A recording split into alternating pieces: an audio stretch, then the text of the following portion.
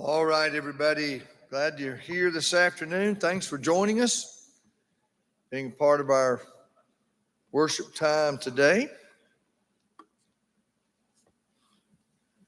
Had a somewhat of an update on Larry, and I think some more tests yet pending, but some of the things that were going on this morning have maybe improved some. So we're thankful for that. Continuing to pray for him and all of them as they're kind of going through all this, dealing with it, and sure want to be mindful.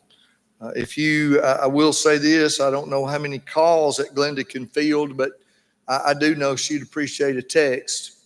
And if you just say, hey, whatever you want to say, but short little, hey, we're thinking of you, that kind of thing, that's always encouraging. And I know she would appreciate that. And I know the family would too. So if you get a chance sometime this afternoon, want to send her one, then that'll be good. I think they're mostly staying back there with him, which they're allowing a little bit more leniency on that, but mostly staying back there with him, coming in and out. There are a few closer friends that are there with them and kind of maintaining their help and doing the things that they can. So let's be mindful of Larry and also Tracy Stovall, as they both are in dire straits as far as the physical life is concerned. Others that are on the list, Miss Edna. Karen was here this morning. I was glad to see her, and she's taking care of Miss Edna really nicely, and continue to pray for them as well as the others that we mentioned this morning, and those who are anticipating surgeries and those who are recovering from surgery. I think Karen Griggs did get some positive news, and surely was better than what they were anticipating, and we're thankful for that. And some others that are on our list continue to need our support and our thought. Mary Kay still good, doing good, Tim? Everything going well there? That's good. She had a knee scope on Friday. Anybody else we need to think about today as we begin our time together? All right, Landon, if you don't care, lead us in a prayer, please, sir.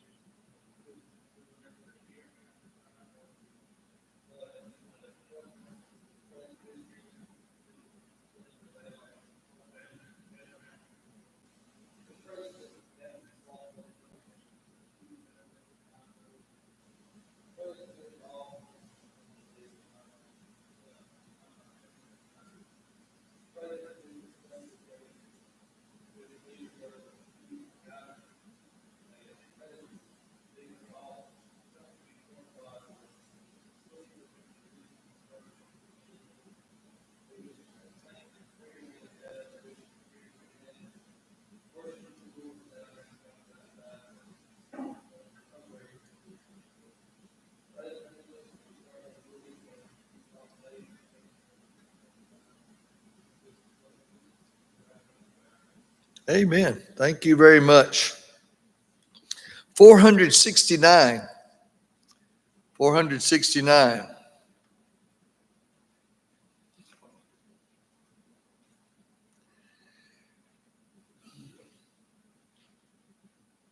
Encamped along the hills of light, ye Christian soldiers rise, and press the battle ere the night shall veil the glowing skies. Against the foe and veils below, let all our strength be hurled. Faith is the victory we know that overcomes the world. Faith is a victory Faith is the victory, oh, glorious victory that overcomes the world. To him that overcomes the foe, white raiment shall be given. Before the angels he shall know his name confessed in heaven. Then onward from the hills of light, our hearts with love aflame will vanquish all the hosts of night in Jesus' conquering name. Faith is a victory. Faith is a victory. Oh, glorious victory that overcomes the world. 736. 736. To Christ be loyal and be true, his banner be unfurled, and borne aloft till is secure the conquest of the world. To Christ the Lord be true, for he will go with you and help you all your conflicts through. To Christ the Lord be true. To Christ be loyal and be true. In noble service prove your faith and your fidelity, the fervor of your love. To Christ the Lord be true, for he will go with you and help you all your conflicts through. To Christ the Lord be true. All right. Let's turn to the book of James. Book of James. Lot going on in this book. So much practical information and just stuff that you and I can sink our teeth into, that we can savor as we are tasting of it, and we can think about it after we finish talking about it. So much to be seen, so much to be heard. Again, just from a, how do we do this kind of perspective?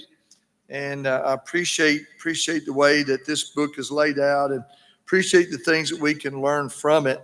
We talked last week about the tongue and how it's difficult to tame the tongue, and the things that he talks about here in these first 12 verses of James chapter 3. Let's skip down and begin in chapter 3, verse 13 today. And this idea of wisdom and how that comes together for you and I, and what you and I then can share with the world that we come in contact with, and what a difference we can make. Now, we do make a difference. I don't know that there is a neutral in this. As you and I interact with people, unless you don't interact with people, as you and I interact with people, we do change the currency, the current that they're in. And, just like you or I might throw a rock into a stream, that changes the flow of the stream, sometimes in a positive way, sometimes in a negative way. But what we're shooting for is to make things better for the people that we come in contact with, not for ourselves, but for the benefit of the gospel. And I think that as we look at the book of James, that's certainly something that he's talking about, that we can all think about. Beginning in verse 13, and we're going to kind of take this a little bit at the time here and read it, and then we'll come back and talk about it. James 3, verses 13 through 18. There James writes these words: "Who is wise and understanding among you? Let them show it by their good life, by deeds done in the humility that comes from wisdom. If you harbor bitter envy and selfish ambition in your hearts, do not boast about it or deny the truth.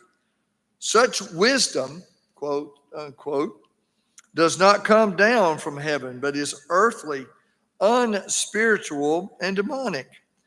For where you have envy and selfish ambition, there you find disorder and every evil practice. But the wisdom that comes from heaven is first of all pure, then peace-loving, considerate, submissive, full of mercy and good fruit, impartial and sincere, peacemakers who sow in peace reap a harvest of righteousness. Pretty powerful words and pretty powerful verses as we close out James chapter 3. True wisdom comes from God. If you're wise and understand God's ways, then show that to be true by the way that you live, or by living an honorable life, doing good works with the humility that comes from wisdom. You know, our lives, your life, my life, should not be about what we can show someone that we can do. It's things that we do, but not doing them for show, not showing someone what we can do.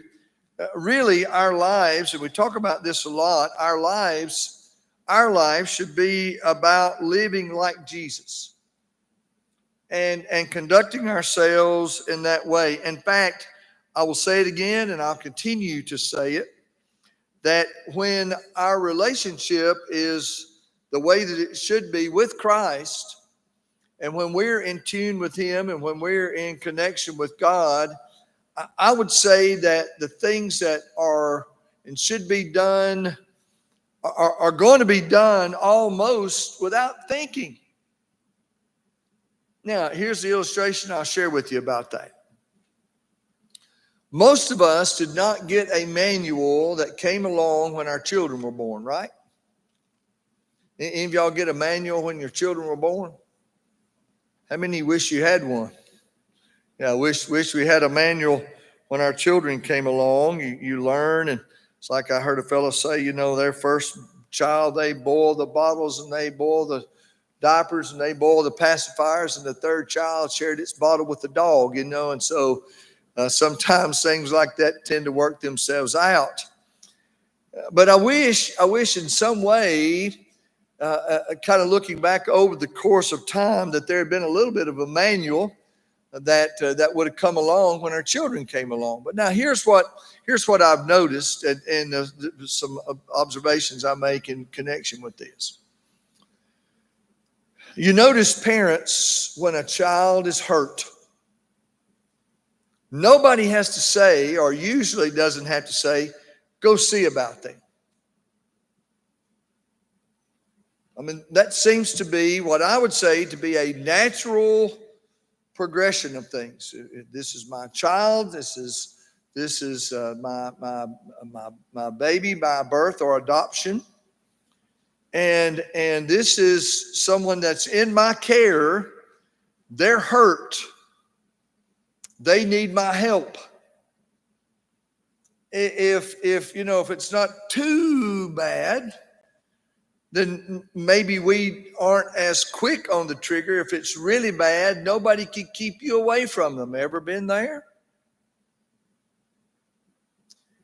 It's almost like that to me, or at least it seems as though that it ought to be that same kind of way in the reverse, that when, as a child of God and as a follower of Jesus Christ, that when we see a need that needs to be met, that it's almost a natural flow, a natural reaction, even though it might have had to be learned at some point, a natural overflow or outflow of ours to be of help and assistance to that person. And to follow up the original statement, our lives should be about living like Jesus, and also, and not also, but almost a natural way of living. When we do what we do and see those who may need to be helped, and helping them in the way that we can. A lot to be thought about in regard to that. The way that we love.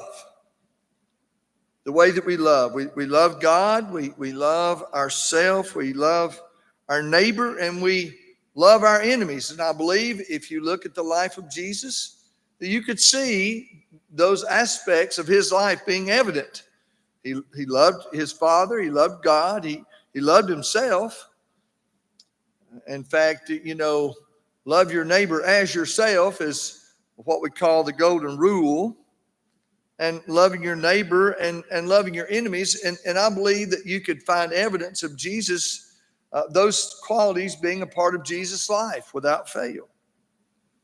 And the way that we speak, if we just want to boil it down to just two things, the way that we speak, and we are bound to the truth, and we share the truth in love, and the Apostle Paul would show that. And even though there were times when Jesus had to share maybe a difficult thought, he did it in a way from a loving perspective, because it was for their improvement and for their betterment. Now we again hear what James said: if you're wise and understand God's ways, prove it or show it to be true by living an honorable life, doing good works with the humility that comes from wisdom. That wisdom comes from God. Now, hold your mind there and look or listen to what Paul said in Colossians chapter 4. Colossians chapter 4, verses 5 and 6. Paul said it this way: live wisely. Live wisely among those who are not believers. Now, why would that be important? Why would that be important? I mean, live wisely among those who are non-believers. As a rule, when you and I conduct ourselves in this world, we are generally around more people who are not believers than people who are. There are a lot of people who claim to love Jesus who don't live like him. But as a rule, with most of the people you or I might see, they may not be bad people, but there's a majority of folks that you could encounter along the way who do not have the same thoughts or traits, qualities, or beliefs that you or I might have, and there's going to be a difference, or there ought to be. There ought to be a difference between us and the others who are in the world. Why? Because we're following Jesus. We're trying to live like him. Not to show them how much better we are than them, but to show them the love of Christ, so that when somebody sees, you, they say, oh, that person has to be a follower of Jesus Christ. Paul said, live wisely among those who are not believers and make the most of every opportunity. He goes on, verse 6, let your conversation be gracious. Let the way that you conduct your life be gracious and attractive, so that you will have the right response, for everyone. The way that we love, the way that we speak, the way that we live. And in connection with the way that we live, we might think about our purpose. And someone years ago wrote a book entitled The Purpose-Driven Life, and I haven't read or seen the whole thing, but I do think that you and I need to understand that we should have a purpose-driven life. That our life, in the description that's offered in these verses that we read a moment ago, verse 13, that life is going to be surrounded with humility. But not only that, it's going to also be one that exudes grace. Now, granting someone something that they don't deserve, sometimes that might be kindness. Or sometimes it might be a soft answer. Sometimes it might be just maybe not saying anything in response.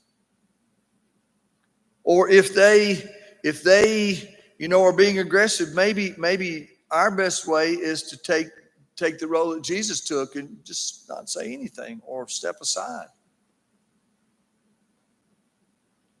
So that as we live and as we conduct ourselves, then we are living like him, and we're showing the wisdom that comes above with purpose, with humility, and grace.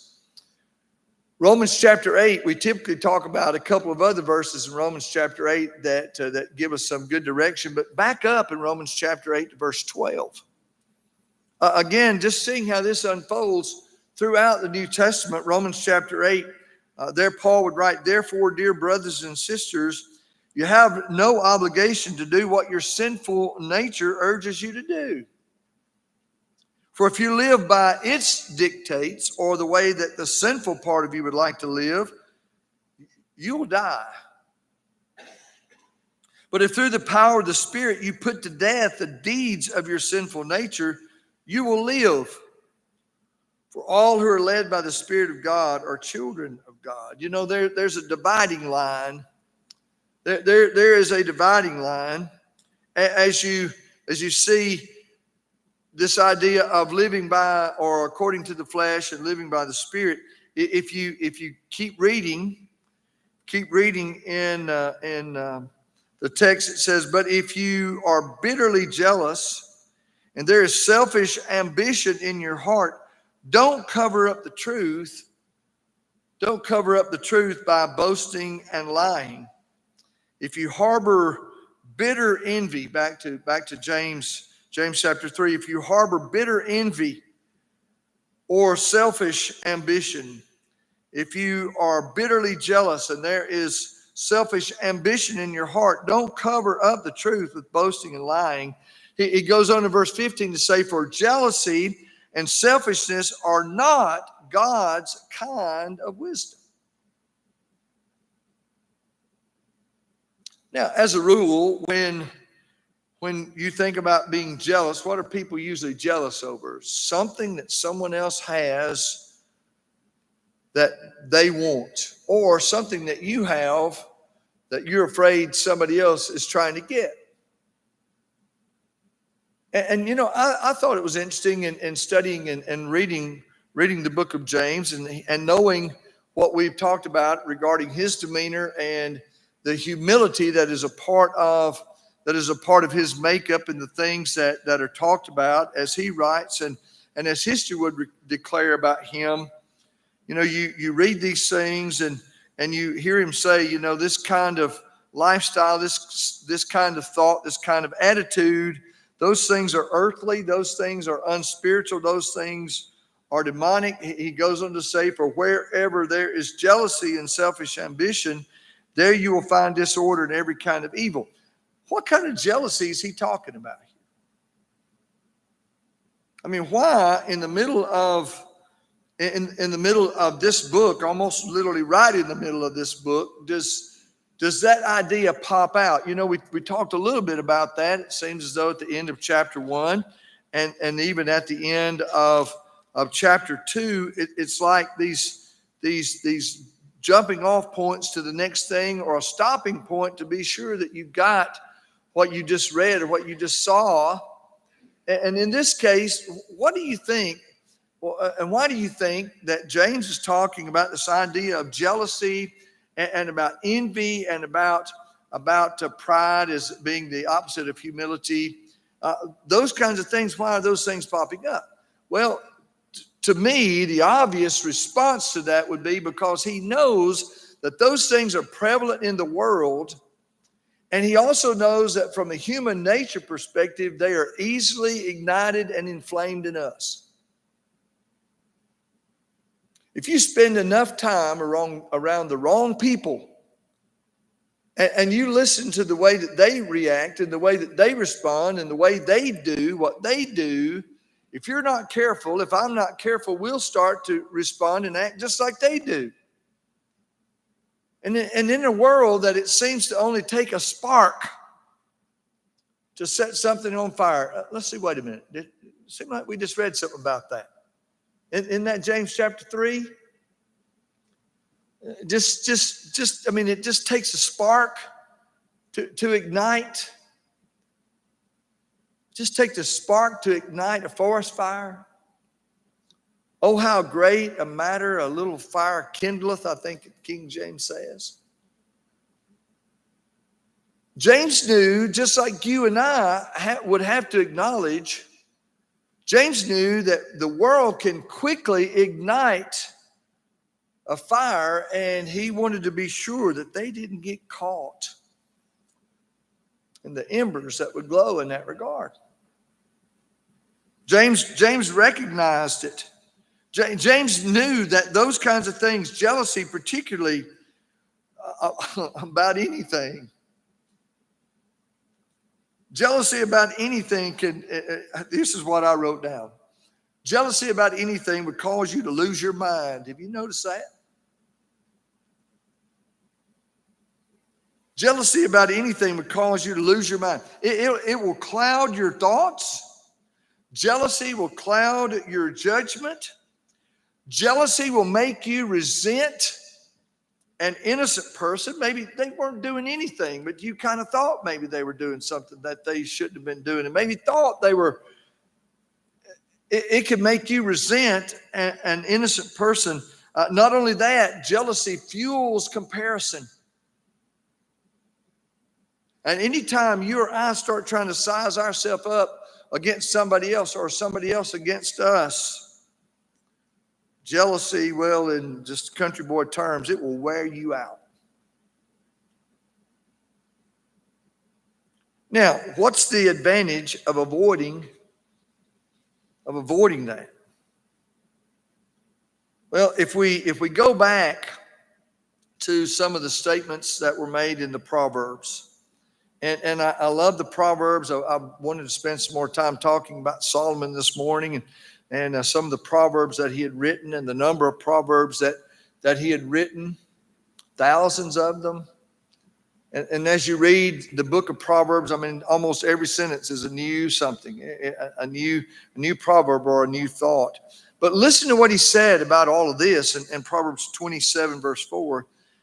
There he writes, anger is cruel, and wrath is like a flood, but jealousy is even more dangerous. Anger is cruel.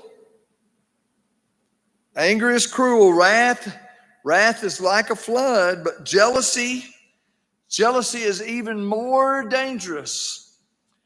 Pop back to Proverbs chapter 14. Proverbs 14, verse 30. A peaceful heart leads to a healthy body. Jealousy is like cancer in the bones. Wow, what a contrast. What a contrast. The question that I was immediately led to in the study was this: well, what is the end of the road then for jealousy? I mean, if James is working so hard to help them understand the honorable life of doing good works and living in humility and doing that because of your connection to God's wisdom and God's way of thinking, or Jesus' life and his way of doing, then what's the end result then of the other direction? What's the end result for jealousy? And the conclusion that I reached is this: jealousy destroys everything. Jealousy destroys everything, even you.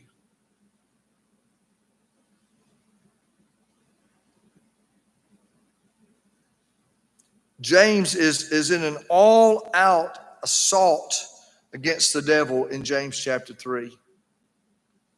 I mean, he starts this chapter talking about the tongue.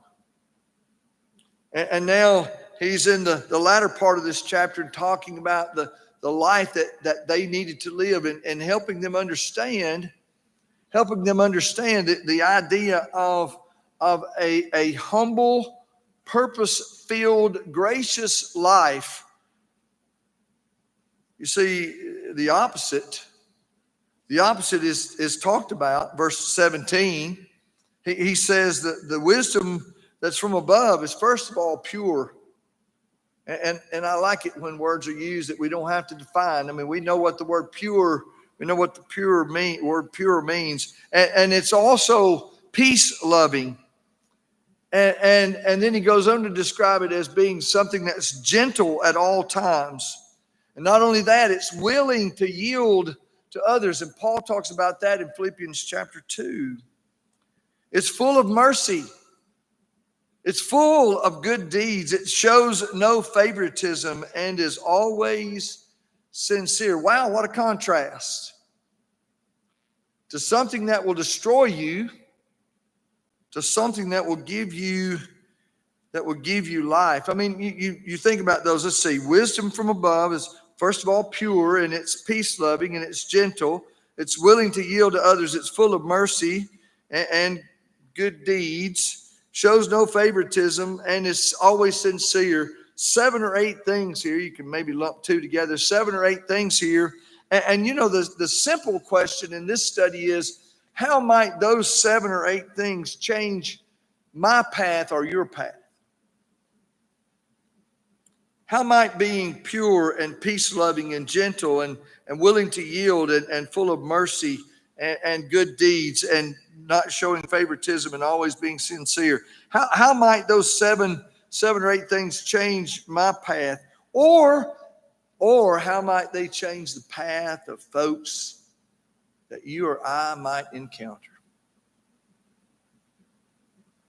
Sometimes, you know, we talked the other day about restaurants, and I frequent them, and I watch and I listen and I try to see, you know, how things are going, and I've kind of coined a little phrase. Sometimes, you know, the waitress or waiter or server will come up and say, "Hey, I'm so and so. I'm going to be taking care of you." And I've tried to start saying, "Well, how is your day going?" And if they say, "Well, it's just not so good," then I say, "Well, we're going to try to make it better." And if they say, "It's going really good," I'm going to say, "Well, we'll try not to make it worse." And, you know, those 2 things, they tend to help me a little bit. You know, if they're having a good day, I try not to make their good day worse. And if they're having a bad day, I try to make a bad day better. You know, and sometimes in those matters, we sometimes, boy, if we're going to pay for it, Bonnet, it better, you know. And sometimes even the best of people can lose their mind when their food's not hot. Well, they can put it back in there and microwave it. I don't know what they do to it while they're back there microwaving it. Then I hear some of those jokes too. But I think most people are going to do what they want it to be good too. You know what? They want it to be good too. And most of the time it's not their fault when it's just not right for you. We had a young fellow today that just went overboard and trying to see that we had what we needed and took care of things beyond the fact he brought us 2 extra to-go boxes. We didn't even need 2 extras. We had the one we needed and had 2 extras. Well, you know, Carla, but anyway, she's not going to throw anything away. So we brought 2 non-used to-go boxes home, and we'll be ready for the next time we take food to somebody else. But they were going to throw them away. I mean, you know, you can't waste that kind of stuff. Well, you know, making someone's day better is so important. You know, James is declaring those who are peacemakers will plant seeds of peace and they will reap a harvest of righteousness. Peacemakers will plant seeds of peace and will reap a harvest of righteousness. Again, just like we talked about last week, James is appealing to their influence and its power. And you know, folks with these traits are unmistakable. You know, in Acts chapter 4, you know, Peter and John were there and you know, they had healed the man. And Acts chapter 4, verse 13 is one of the more telling verses in the examples of all of them. The members of the council who were there to threaten them and, you know, tell them to stop doing all this they're doing. Verse 13 says, the members of the council were amazed when they saw the boldness of Peter and John. For they could see that they were ordinary men with no special training in the scriptures. They also recognized them as men who had been with Jesus. They also recognized them as men who had been with Jesus. And you know, those same traits ring true in you as well today. Folks can see you and they can see that you've been with Jesus. And what a difference that makes, and how bright your light can shine. And it may be more than a little light. You've got a bright light if you're shining the light of Christ. Well, I appreciate you listening. Thank you for your consideration. We'll swing right into chapter 4 next week and see some things that we hear from James, and look forward to that coming up here in the next week. So I'm really looking forward to our September to Remember. That's coming up here just in a few weeks on Wednesdays. Looking forward to hearing the lessons on God's family. And that's going to be talking about my family and your family, our families at home, and the things that we can do to help each other and be encouraging and helpful to the folks at our house. And not only that, the folks in our house can influence too. So that will be a good thing. Don't forget the shower outside for Kale and Lily Beth. That'll be coming up here just in a few moments. A couple of 3 ways you can get over there. You can walk down the stairs right here. You can go out down by the sidewalk outside, or you can go across the crosswalk and come down the stairs. Just come down there and spend some time with them and encourage them for a little bit.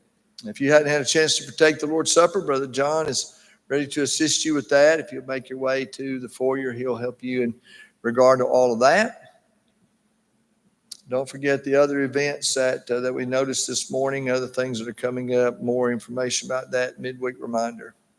If you've got a young person that wants to go to Shows Area Youth Series, the bus will leave today at 4:30. Yes, ma'am. Oh, yeah, even better Wednesday, this Wednesday. That's good. Looking forward to that. They always have a good meal, do such a good job. Thank you. Anybody else, anything else? All right. Well, thank y'all for being here. If there's a spiritual need and we can assist you anyway, please give us a chance to do so. Folks at home, 256-740-2482. Let's not forget those that need our prayers and need our thoughts, and be mindful of them, and pray that things will be better for as many as possible, and that God's blessings will be with all of them. Anything else before we close? All right, Brother Joey, lead us in a prayer, please, sir, as we close today.